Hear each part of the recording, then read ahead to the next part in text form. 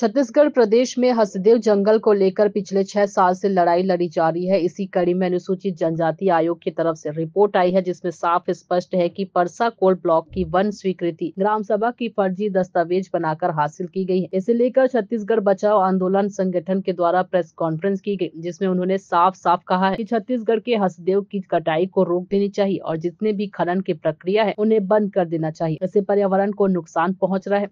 साथ ही रिपोर्ट में स्पष्ट हो गया कि ग्राम सभा की फर्जी रिपोर्ट पेश की गई है और फर्जी तरीके से वन स्वीकृति हासिल की गई है। उन्होंने कहा कि आने वाले समय में वह 1 लाख जन याचिका सदन में प्रस्तुत करेंगे। इसके अलावा 10,000 गांव में आयोग की रिपोर्ट सौंपकर लोगों को हसदेव के विषय में जानकारी देंगे। इस फर्जी ग्राम सभाओं की जांच की शिकायत छत्तीसगढ़ राज्य अनुसूचित जनजाति आयोग में की गई थी। आयोग ने इस मामले का संज्ञान लिया। जो तमाम वहां पे आवेदक अनावेदक पक्षों के बयान दिए गए, तमाम दस्तावेजों का परीक्षण किया गया आयोग के द्वारा। बाकायदा सरगुजा के कलेक्ट्रेट सभागृह में, जिला पंचायत सभागृह में इसकी सुनवाई की गई और पूरी सुनवाई करने के बाद अनुसूचित जनजाति आयोग ने अपनी रिपोर्ट प्रकाशित जारी की है। इस रिपोर्ट में उन्होंने स्वीकार किया है कि जो ग्रामीणों ने आरोप लगाए थे कि फर्जी कूटनीतिक तरीके से प्रस्ताव बनाए गए हैं, वो सही पाए गए हैं।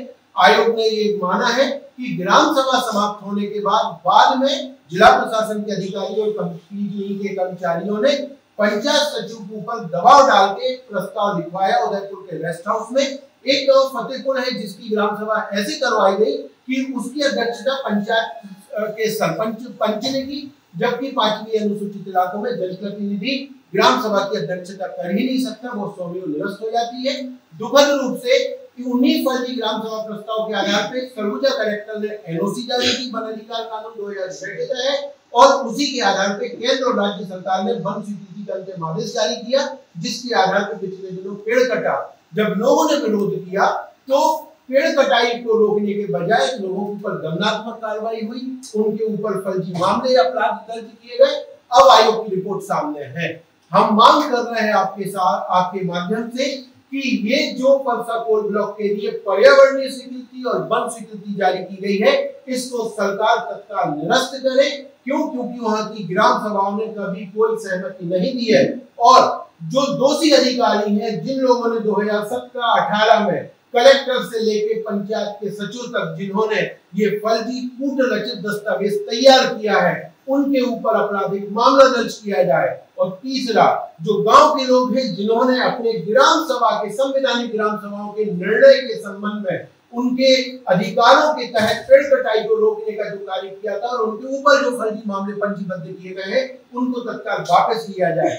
यदि सरकार ये असर नहीं करती है तो आगामी विधानसभा सत्र में 1 लाख जन याचिकाएं हम छत्तीसगढ़ विधानसभा में प्रस्तुत करेंगे, क्योंकि ये जो जंगल की विनाश है, ये छत्तीसगढ़ विधानसभा की भी अवमानना है। क्योंकि छत्तीसगढ़ सदन में भी ये संकल्प किया गया था कि सारे कोयला खदानों को निरस्त किया जाए। तो ग्राम सभा की अवमानना है और सदन की अवमानना है। और इसके साथ ही हम इस रिपोर्ट को लेकर न्यायालय में तो जाएंगे ही, लेकिन जनता के हम अदालत में जाएंगे और छत्तीसगढ़ के 10,000 गांव में हम एक गांव में जाएंगे, चौपाल लगाएंगे और बताएंगे कि देखिए किस तरीके से छत्तीसगढ़ के आदिवासी किसानों के जल जंगल जमीन की लूट की जा रही है, उनकी ग्राम सभाओं के फर्जी कूटनीतिक दस्तावेज बनाए जा रहे हैं। और जब लोग विरोध करते हैं तो उनके ऊपर लाठियां बरसाई जा रही है, उनके ऊपर दमन किया जा रहा है, उनको जेलों में डाला जा रहा है।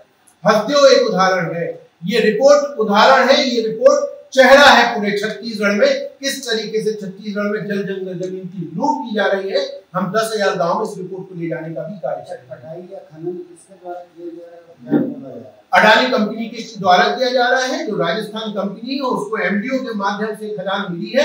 और पहले भी मैंने कहा, अभी भी कहा है कि ये जो कोयला है ये राजस्थान की जरूरत के लिए नहीं है, ये अडानी कंपनी के मुनाफे के लिए है। क्योंकि यहाँ से निकला हुआ कोयला अडानी कंपनी के पावर प्लांटों में जाता है, क्योंकि इसमें शर्त है कि 30% कोयला रिजेक्ट के नाम पे अडानी कंपनी को मुफ्त में मिलता है। और ये रिजेक्ट नहीं है, ये अच्छा कोयला है जो जीएमआर से लेकर रायगढ़ के प्लांटों में जा रहा है। तो ये हसदेव का जंगल एक राजस्थान की बिजली जरूरत के लिए नहीं उजड़ रहा है, ये अडानी के भ्रष्टाचार के लिए उजड़ रहा है। और दुखद रूप से कि छत्तीसगढ़ की जो सरकार है, जो अपने आप को आदिवासी हितैषी बोल रही है, जो मुख्यमंत्री यहाँ के आदिवासी होने का दावा कर रहा है, वो अडानी के मुनाफे और उस लूट को बचाने के लिए बेशर्मी के साथ आदिवासियों के साथ दमन कर रहे हैं, उनके संवैधानिक अधिकारों को कुचलने का कार्य कर रहे हैं। रायपुर से राघवेंद्र पांडे की रिपोर्ट।